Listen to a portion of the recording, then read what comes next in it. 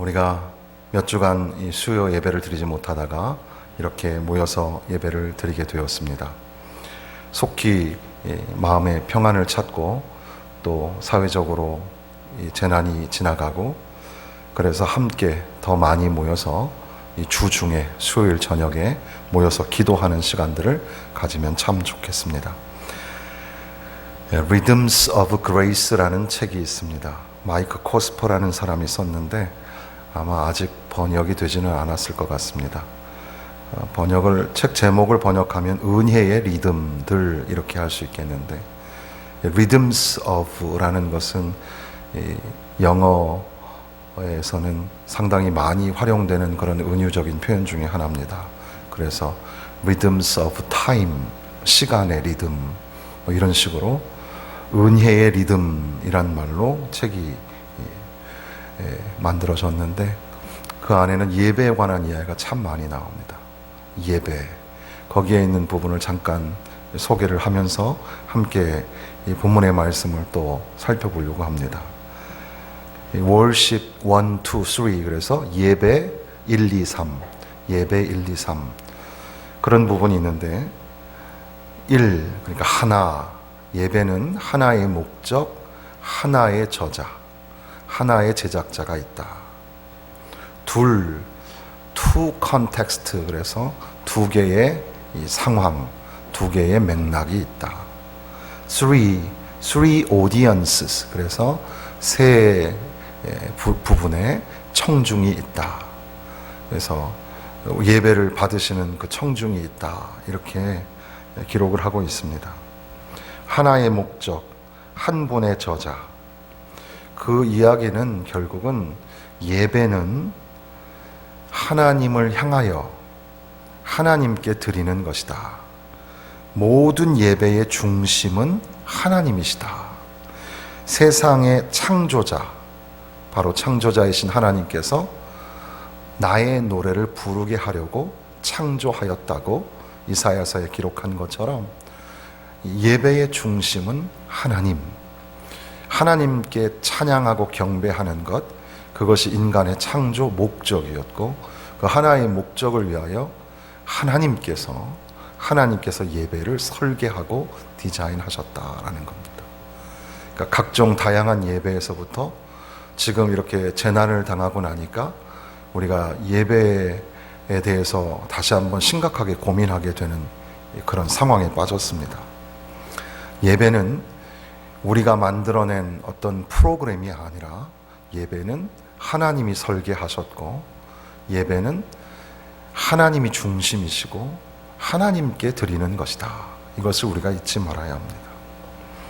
그러면서 이 두 개의 상황이 있는데, 하나는 worship scattered, 또 하나는 worship gathered 이렇게 되어 있는데, 이걸 번역하면 아마도 하나는 흩어지는 교회, 흩어지는 예배, 또 하나는 모이는 예배, 이렇게 번역할 수 있을 것 같아요. 흩어진다라는 말은 세상 속에서의 성령 충만한 그리스도인들이 되라. 세상 속에서 우리가 하는 일이나 말이나 삶의 모든 정황 속에서 성령 충만한 그리스도인이 되어서 성도답게, 제자답게, 그리스도인답게 코람데오의 삶을 실천할 때, 바로 거기가 예배의 장소가 되겠습니다. 한편 예배는 모이는 것이다. 하나님 백성들이 모여서 기억하고 용기를 얻고 또다시 축복을 받고 나누며 그렇게 모여져서 함께 드리는 것이 예배다. 그러니까 예배의 상황은 흩어져 있는 곳에서의 예배와 모이는 곳에서의 예배로 그렇게 구분을 할 수가 있겠습니다. 또 이 저자는 세계의 청중이라고 하면서, 청중은 듣는 자인데 하나님께서 청중이 되셔서 우리의 예배를 들으신다. 또 하나는 church as our audience, 그래서 이 교회가 또한 이 예배의 청중이 된다. 그리고 끝으로 하나는 the watching world as our audience, 그래서 바라보고 있는 세상이 또한 예배의 청중이라 이런 말을 합니다. 예배는 하나님 앞에 드리는 것이지만 예배에 관하여서 하나님이 들으시고 또 교회가 전체가 듣고 있는 거며 또한 세상도 교회를 쳐다보면서 교회를 바라보면서 예배에 관심이 많이 있는 겁니다. 그걸 우리가 미처 깨닫지 못했었는데 이 국가적 재난을 당하고 보니까 세상이 교회의 예배에 관심을 갖게 되었습니다. 저 사람들 또 모여서 병이 전염되면 어떡하지? 우려 섞인 목소리들로 교회를 쳐다보고 바라봅니다.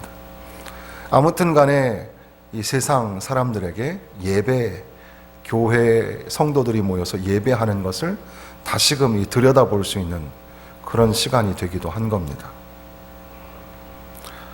흩어지는 예배, 모이는 예배를 조금 더 생각해 보면 우리가 무엇을 하든지 어디에 있든지 우리가 요즘에 부르는 나는 하나님을 예배합니다.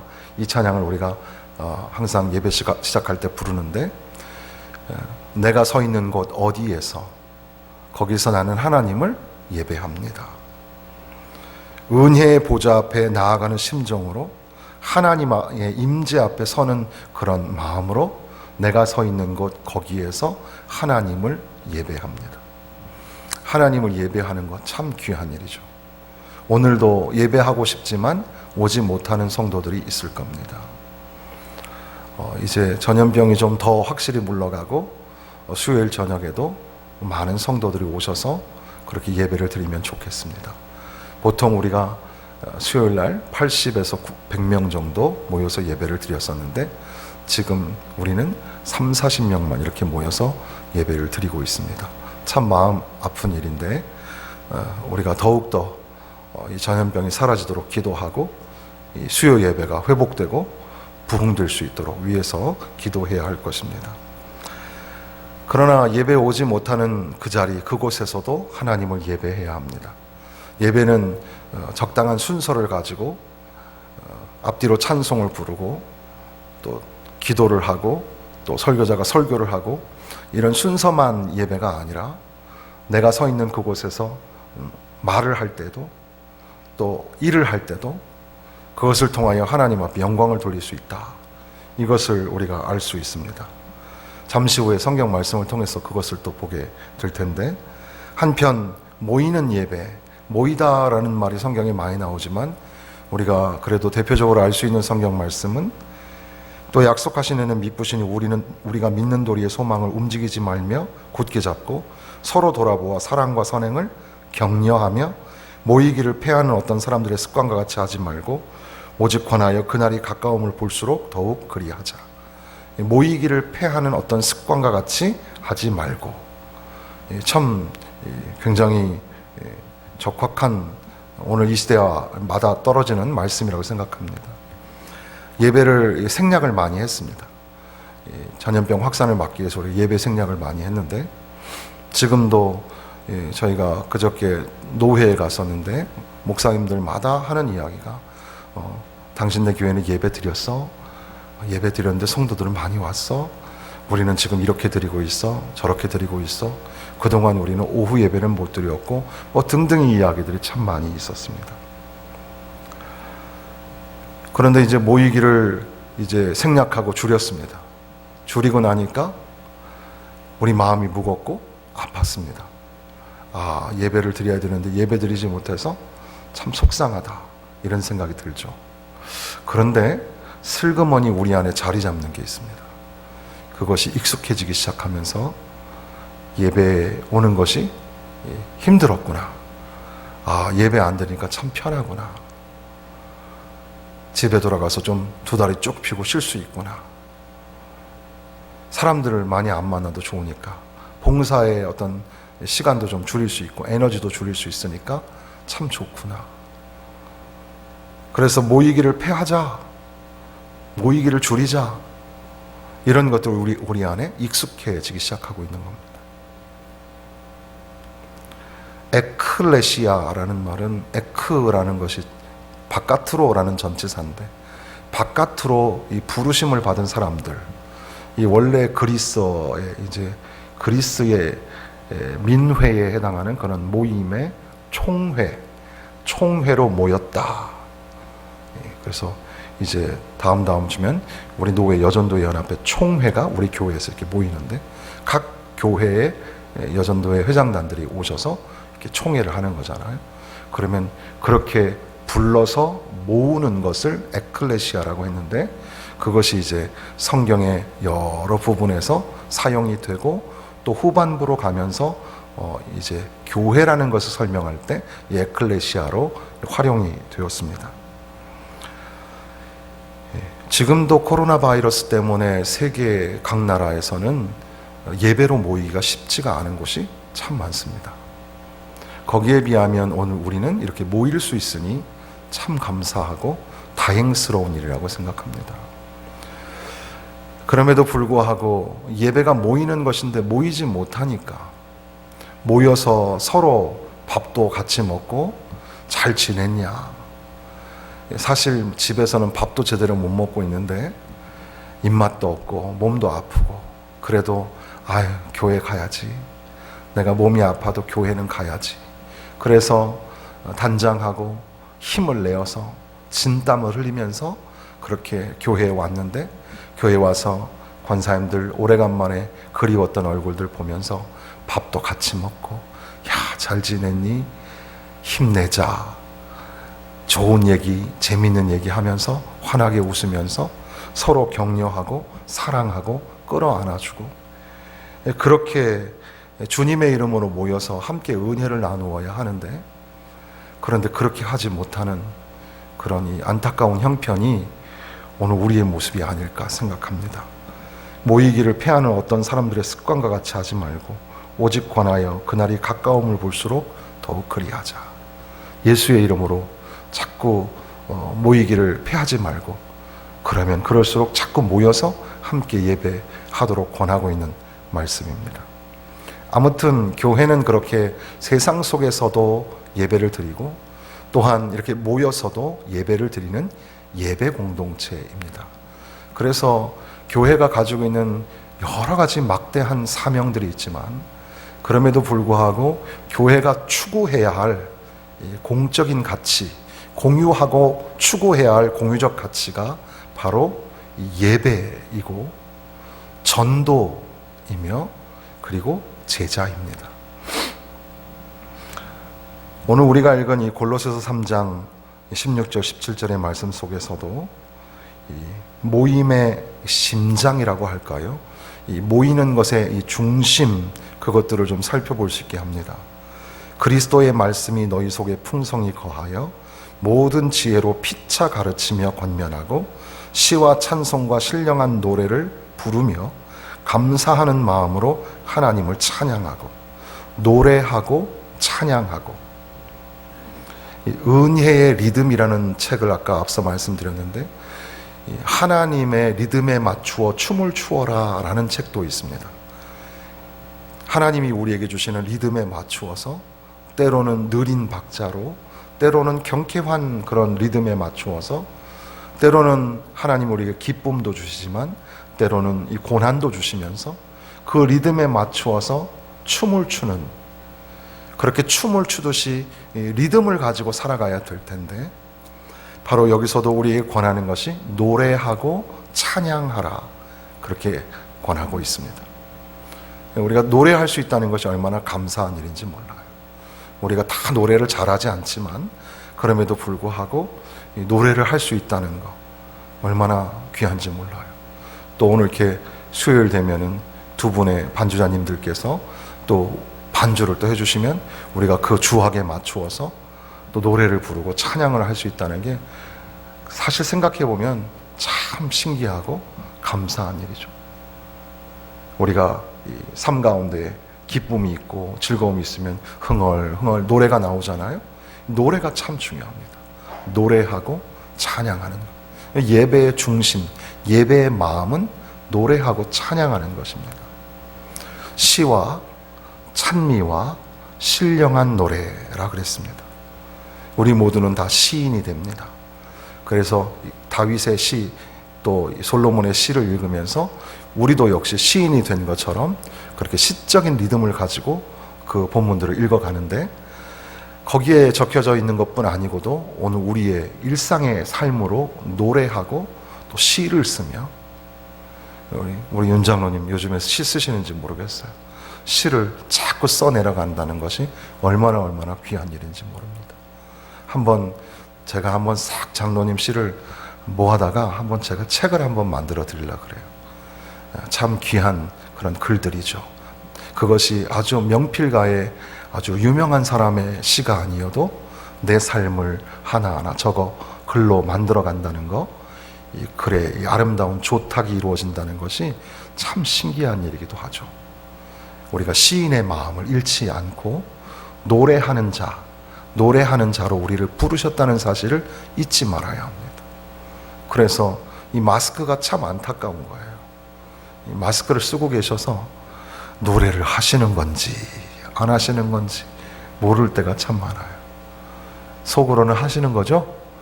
어떤 분이 우리 교회 오니까 찬양을 너무 잘하고 찬양이 참 좋아서 그래서 우리 교회에 오게 됐다고 하시는 분도 계셨는데 그게 참 무색할 정도로 요즘에는 노래를 많이 줄였죠. 저도 바이러스 이제 두 달 돼가는데 지난 2월부터 3월 사이에는 찬양도 줄이고 찬양 절수도 짧은 걸로 줄이고 막 그렇게 했어요. 사실 왜냐하면 뭐 비말 때문에 염려한다 그러고 걱정한다고 하니까 그러면서 마음이 아픈 것은 찬양 한 곡 할 거 두 곡 하고 두 곡 할 거 세 곡 하고 옛날에 우리 유 목사님 처음에 제가 뵀을 때는 이렇게 설교하시다가 찬송 몇 장 합시다 또 이래가 또 찬송도 하시고 그러시던데 저도 찬양도 좀 하고 그러고 싶은데 우리가 많이 찬양이 줄었죠.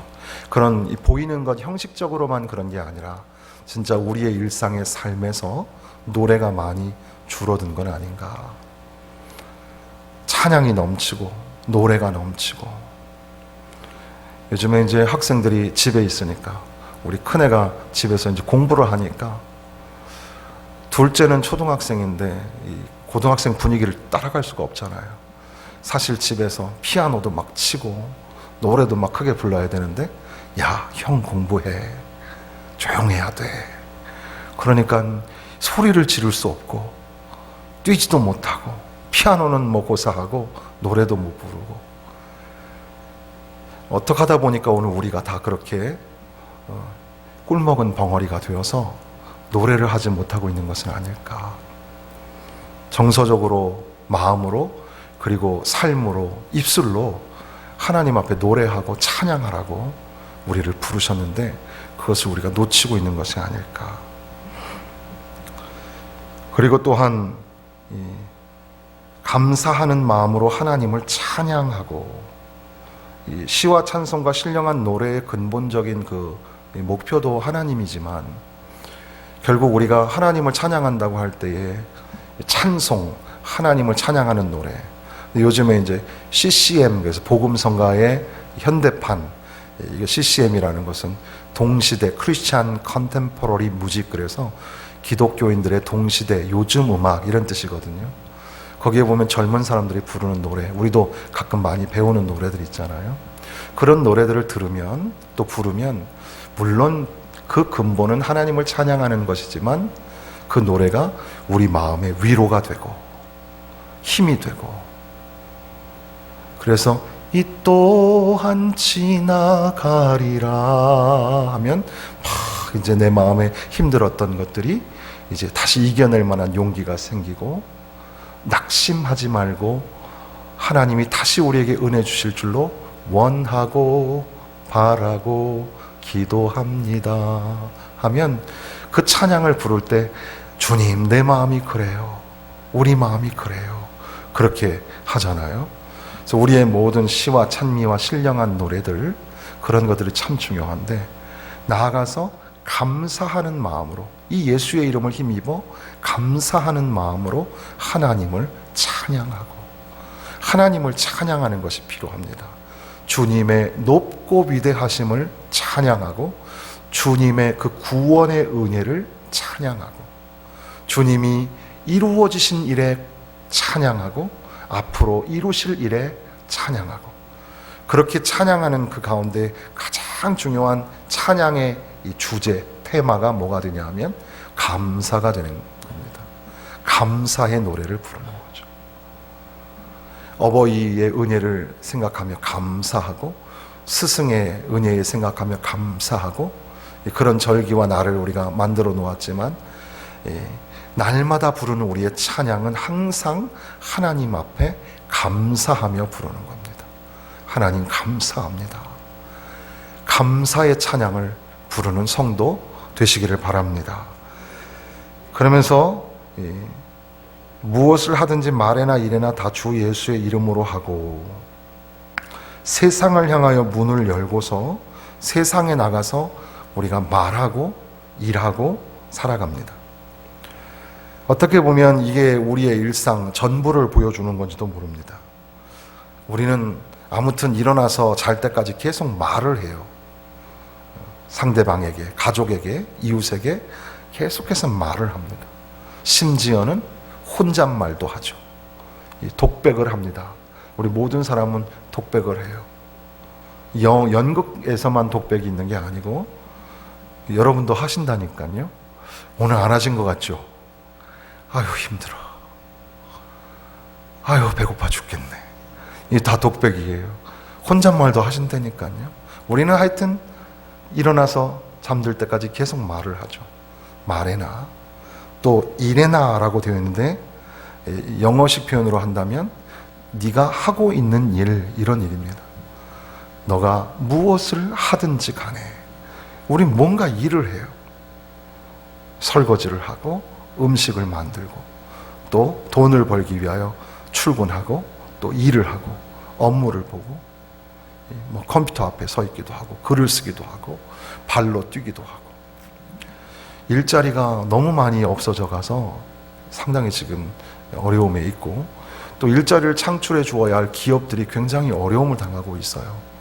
그래서 하나님, 학자들은, 전문가들은 예전의 시간으로 돌아갈 수 없다라는 쪽에 많이 기울어져 있잖아요. 예전으로 돌아가는 것이 어렵다면 정말 우리의 힘으로는 창출하기가 어렵지만 하나님의 권능의 능력으로 정말 일자리가 창출되고 하나님이 기뻐하시는 기업들이 새롭게 일어나고, 그래서 정말 우리 성도들이 살맛 나는, 힘내어 살 수 있는 그런 나라, 그런 모임들, 그런 사람들 되게 하여 주옵소서 기도하게 됩니다. 무엇을 하든지, 무슨 말을 하든지, 또한 여기에도 예수의 이름으로 힘입어 하나님 아버지께 감사하라, 감사하라. 하나님 감사합니다. 하나님 고맙습니다. 그러니까 예배는 흩어지는 것과 모이는 것이라는 정황이 있다면, 그 흩어져 있는 그곳에서도, 모여 있는 곳에서도 항상 잊지 말아야 할 예배의 중심이 있는데, 예배의 중심은 시와 찬미와 신령한 노래요, 하나님을 찬양하는 것이고, 한편 하나님 앞에 감사하는 마음으로 찬양하고, 입을 열면 감사, 감사의 노래를 부르는 것. 이것이 오늘 우리가 갖추어야 할, 다시 세우고 회복해야 할 예배의 정신, 예배의 마음이라는 겁니다. 이 골로새서 3장의 내용은 특별히 12절부터 지금 나와 있는 17절까지의 말씀은 보통 학자들이 철험과 같이로 하나 읽을 수 있죠. 12절에 보면, 그러므로 너희는 하나님이 택하사 거룩하고 사랑받는 자처럼 긍휼과 자비와 겸손과 온유와 오래 참음을 옷 입고, 누가 누구에게 불만이 있거든 서로 용납하여 피차 용서하되 주께서 너희를 용서하신 것 같이 너희도 그리하고. 이 처럼과 같이를 우리에게 가르쳐 주십니다. 우리가 하나님의 은혜 받은 자처럼, 하나님의 부르심을 입은 거룩한 자처럼 긍휼과 자비와 용서와 사랑을 베풀고 나누어 주는 것. 그래서 예배 공동체로 모인 우리는 서로 이 나눔이 있어야 돼요. 서로 용서해주고, 또 이해해주고, 또 사랑해주고, 또 끌어안아 줄 수 있는 그런 나눔이 필요하죠. 예수님께서 우리를 용서하신 것 같이 주님이 나를 용서하셨잖아요. 나는 주님이 아니기 때문에, 우리는 하나님이 아니기 때문에 그렇게 완벽할 수는 없겠죠. 그럼에도 불구하고 주님이 우리에게 그 길을 보여주셨으니까 예수님 생각하면서 사랑하고 용서하고 또 격려하고 어떻게든지 이 쉐어링, 나누어주는 그런 마음들이 필요합니다. 이렇게처럼 같이 이런 식으로 구분해 본다면 두 번째는 평강과 말씀, 이렇게 또 읽을 수 있습니다. 그리스도의 평강이 너희 마음을 주장하게 하라. 너희는 평강을 위하여 한 몸으로 부르심을 받았나니 너희는 또한 감사하는 자가 되라. 평강, 그리스도의 평강이 너희 마음을 주장하게 하라. 세상이 줄 수 없는 주님의 평화가 여러분 마음 가운데 있기를 바랍니다. 또한 우리 가운데 있기를 바랍니다. 목사님들이 모이는 노회 모임도 가보면 이렇게 여러 가지 많은 긴장과 갈등이 있습니다. 중대한 일들을 처리하고 집에 오니까 저녁 늦게 들어오게 됐는데 긴장이 딱 풀리니까 온몸이 삭신이 막 쑤시더라고요. 그리고 막 마음이 아파요. 조용히 아무 말도 안 하면 좋은데 막 얘기도 해야 되고, 또 그래서 그런 것들이 자꾸 싸움을 일으키는 것 같고 참 마음이 아팠어요.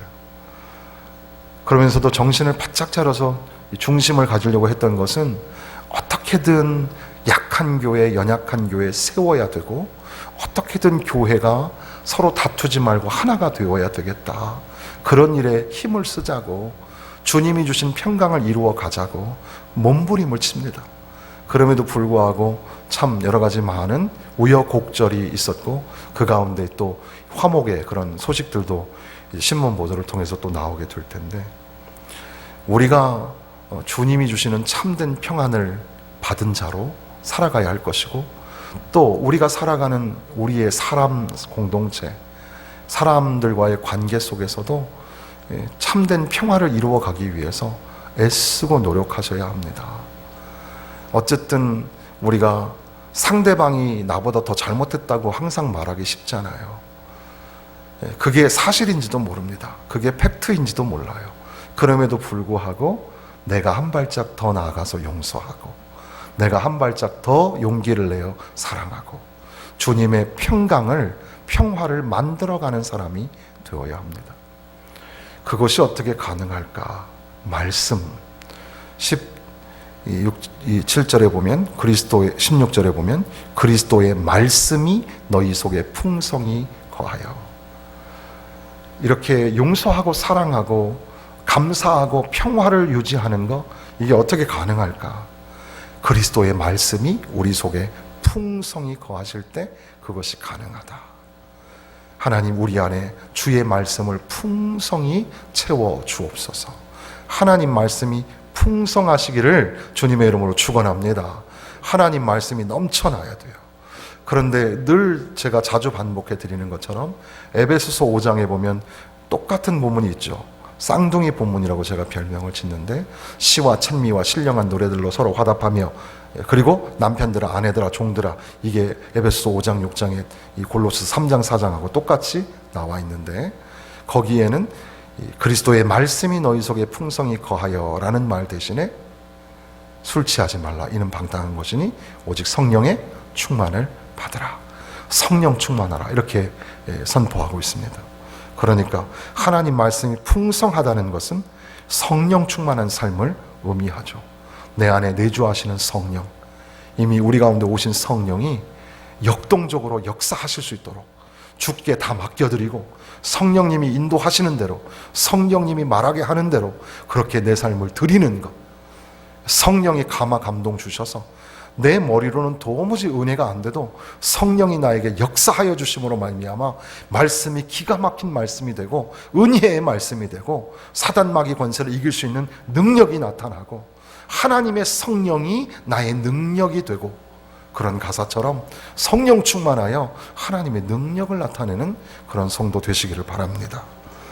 그렇게 처럼 같이 평강, 말씀, 한다면 앞서 쭉 설명한 이야기지만 찬양과 감사, 이것이 여기에 나와 있는 것이죠.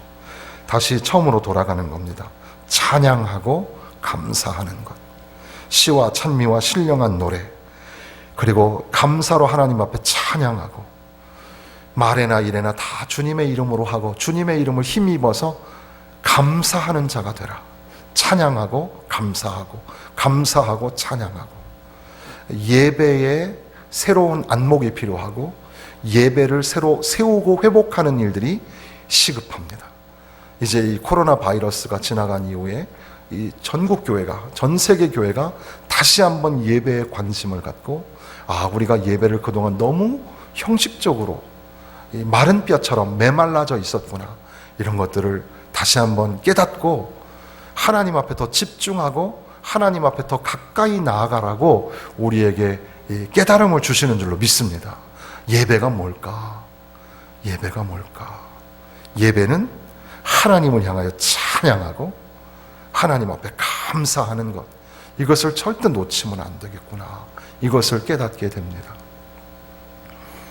끝으로 앞서 마이크 코스퍼가 쓴 책을 소개했었는데 거기에 3가지 청중이 있었다고 그랬습니다. 예배를 받으시고 우리의 이 예배를 들으시는 분은 하나님이시죠. 예배의 모든 방향은 하나님께 있습니다.